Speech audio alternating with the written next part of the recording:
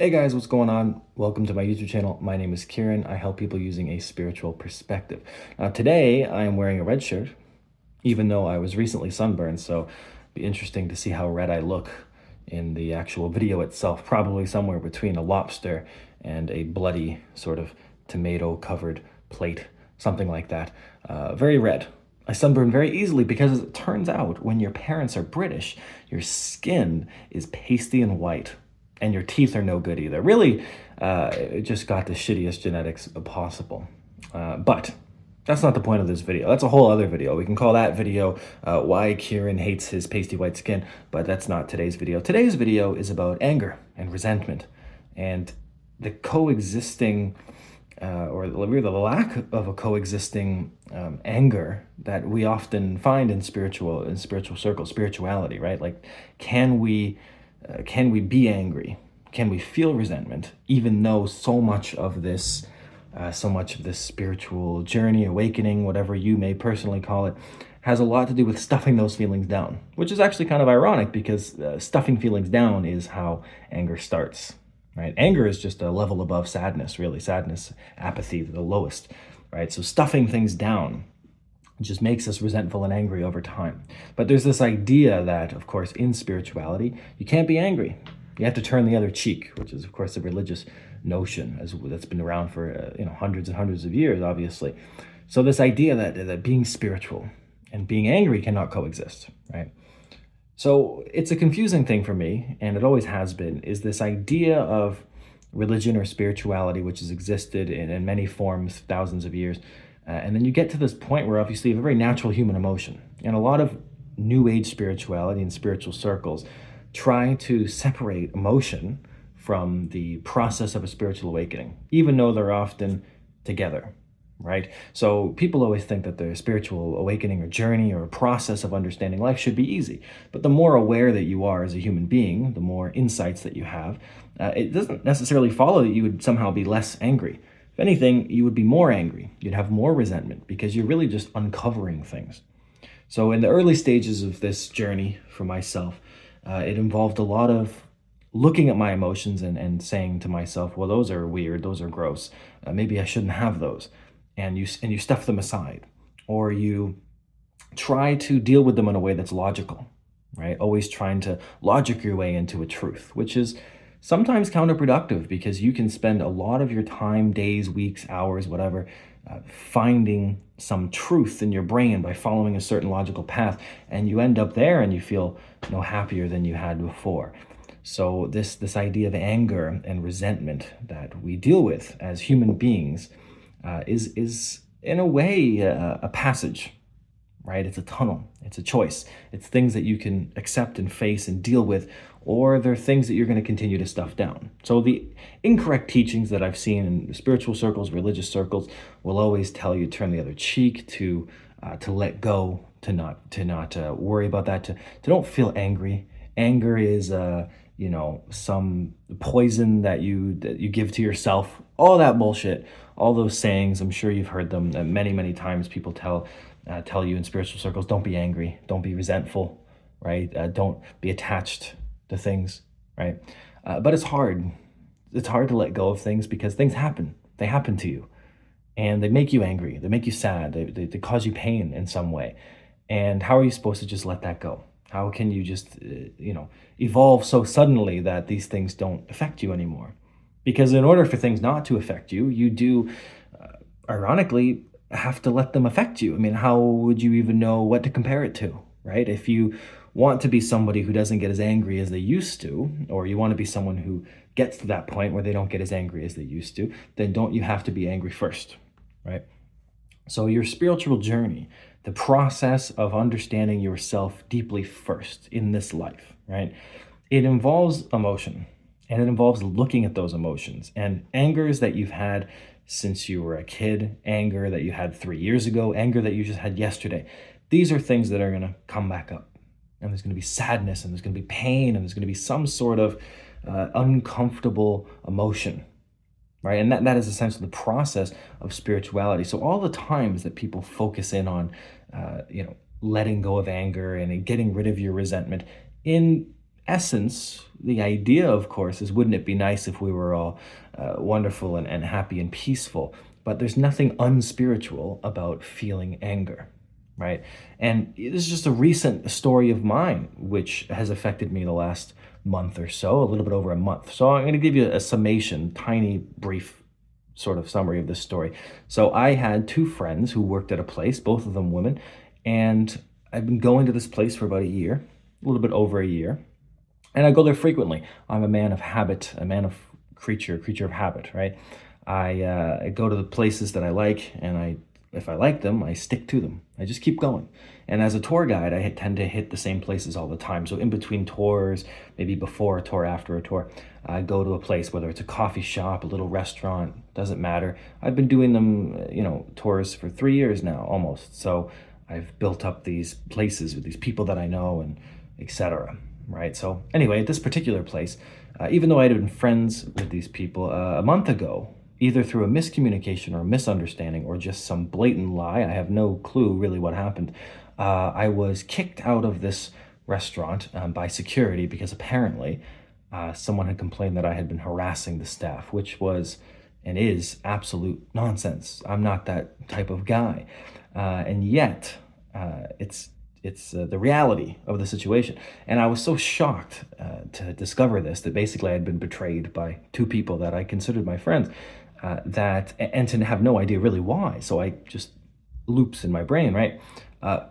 That shock led to quite a lot of anger, as you can imagine, quite a lot of anger. And you have to reconcile that with the idea, well, don't you, Kieran, want to be someone who lets things go? And don't you want to be someone who doesn't feel this way? And wouldn't it be nice if there was a general peace and accepting the situation? Oh, I can't control this. And these are the ideas, the spiritual wisdoms, right? That I know, you may know, other people may tell you, you might read about it. It all makes wonderful, perfect sense to look at these things and go, well, these are opportunities to face some emotions and look at them and understand where they're coming from. And this particular issue could just be a mirror to other things that I've gone through in my life, and so they bring up these feelings of betrayal, but really this idea that a misunderstanding of who I am, right?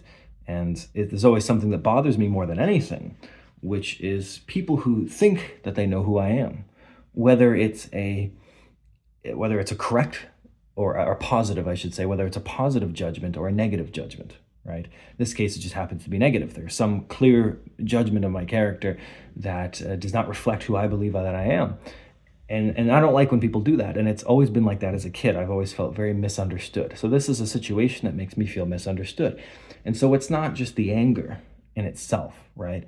Anger is anger, right? But there's certain angers and certain resentments and feelings that are attached to things that we've often dealt with for many, many years. And so to be a spiritual being, to have a perspective of spirituality, whatever that means again for you, you think that you're not supposed to feel these things, but having the perspective means that when you do feel these things, there's insights that you can pick up and you can compare them to, and that you can actually look at them and see where within yourself this is coming from. What memory does it trigger, or what kind of person does it remind you of, or these kinds of ideas. And yet there seems to be this prevailing wave of toxic positivity that suggests, especially within spiritual circles, that you're not allowed to feel this way, that you're not allowed to feel angry, that you shouldn't feel hurt or resentful, that you can't spend hours crying even though your mind tells you, well, didn't you know that you can get over this and in a few years it won't matter? Well, yeah, obviously, all that stuff is very, very true. But logically getting to the end of a problem to find a solution doesn't actually make you feel any better. And I know that from experience, because I usually try to look at things from a rational, logical point of view, but I also have many, many emotions, as it turns out. Lots and lots and lots of emotions. Some of them very good and very positive, but others very negative. And it makes me a very difficult person to know, or maybe to be close with. I often push people away, or try to get too close to people that maybe I shouldn't. Misjudgment of situations, and because there's a lot of emotions that I have, and maybe I've always been that way, but since going through this journey for 5+ years now, It's a lot of emotions that have been stuck and trapped inside. And some of them are great. Some of them are very positive. Some of them lead to wonderful creations. You know, some of you might know this, but I make music, I write, I do lots of creative things, not just YouTube. And all these emotions help towards those things. But one of the other things is, of course, a great deal of anger.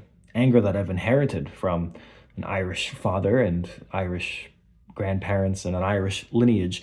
And I don't know if you know this about the Irish, but they're not the most peaceful people. As it turns out, they've got lots of anger and alcoholism, and they like potatoes. And I like potatoes. I really do. I have potatoes as much as I possibly can. It's pretty much required by law that anybody with an Irish descent eat potatoes at least several times a week. But the anger, that's the part that really does stick around, and I don't like it. And that's the thing. Most people who are aware of their anger, they do not like it. And yet, the more that they hate themselves, or they hate their own anger, or their side of things, the side of themselves that has these feelings, right? The more that we tend to create more anger, right? The more that I feel this anger, it's not that particular feeling makes the anger, exist continuously. It's more the thought of me against the anger, right? Like, feeling the anger is just feeling the anger. But when I get to a point within the anger, somewhere inside of me, I go, oh, this is stupid and I'm pathetic and I shouldn't even be thinking this way. Why do I have this anger? I should be calm and relax and I should meditate and I should do this. There's a lot of shoulds. I don't know if you guys ever noticed that in spirituality. There's quite a lot of shoulds. You should do this. You should do that. But ultimately, there is no shoulds in this journey, right? It's just what you are. It's just what you're feeling. And what I'm feeling towards the situation and have is resentment and anger. And sometimes peace, sometimes you let go, sometimes you feel all right, sometimes you just want to understand things. But the point is, you can't go through your life expecting to never feel angry, and you can't be a spiritual being or have a spiritual awakening or have a perspective that's a little bit more than just what you see in front of you without having emotion, without having real things happen to you. You have to be a human to feel human. You have to be a human to get the experience that you want. Everybody wants to deny their human nature, the spiritual side of people. Everybody wants to focus on, well, wouldn't it be nice if we were a soul? Sure, I believe that. I'm happy to believe that we're a soul having a human experience. I'm more than happy. But having a human experience means being human. So rejecting the nature and the fundamental reality of your emotions is not healthy. It's doesn't mean it's healthy to engage and indulge every single emotion either, obviously not. But the point of balance is to, I think, in a first step anyway, stop hating yourself, stop resisting the fact that you feel a certain way. A silent acceptance is usually the best way to move forward. And it's part of the reason that inspired me to make this video is because when I do end up feeling quite angry over things, usually I can let go of things easily. It depends on the thing, but I can let go of some things very easily, and I usually do not stay angry for very long. But situations like this, where there's no clear answer, where there's a sense of betrayal, it's harder to get over. It's harder to get over because nobody took the time to explain to me what happened. And I'm not a fan of injustice. I do not like injustice in other people when it happens to them. I don't like it when it happens to me, obviously. I'm very much against that. And yet this anger, I have nothing to do with it. There's no one to fully put it towards, right? I can't do anything about it. I just have to live my life. And the more that I see this anger or feel it, and the more that I deny it or push it down or tell myself it's stupid and illogical to feel this way, the more that it ironically creates itself, right? And then, of course, the opposite is when I'm allow myself to feel angry, or when I just realize, well, this is anger, this feeling's anger, it goes away quickly. And then there's maybe a few days of peace. So the resistance to your own feelings, this idea of should, or what you think you can do, especially in spiritual circles, it really creates barriers within yourself that aren't necessary. And so one of the things, and I'll leave you guys with this, that I really dislike about spirituality and the modern circles, or just in general, is that people really try to deny your ability to feel, that they deny your ability to be human. and they want you to be something else. Everybody wants you to be something else, a better version of yourself, a spiritual guru, a master, someone who's in the moment, who's Zen, right? You see all these spiritual people like that, and it's not for me. It's not for me. It's stupid. I don't like it. It's never made me feel good. It's never made me into the person that I thought I was supposed to be. And this idea of should exists in spirituality just as much as it does in religion. And it's, I think, the key component to a lot of the reasons why I've taken breaks from doing videos is because trying to resonate and connect with an audience that maybe a lot of the time believes in the things that just no longer work for me can be difficult, because it might feel like I'm just talking to no one, right? But this video and the point of this and these feelings, they're meant to be felt. They're meant to be accepted. They're meant to be looked at. They're meant to be examined. They're not meant to be pushed down or eradicated or pretended that they don't exist, or, of course, to turn them instantly into something positive. That's not the point of anger, right? Especially with these spiritual perspectives. The best thing that you can do with your resentment, your anger, your feelings of betrayal, whatever they might be, is to sit with them, is to look at them, and to not hate yourself for being human, which is the most natural thing in the world.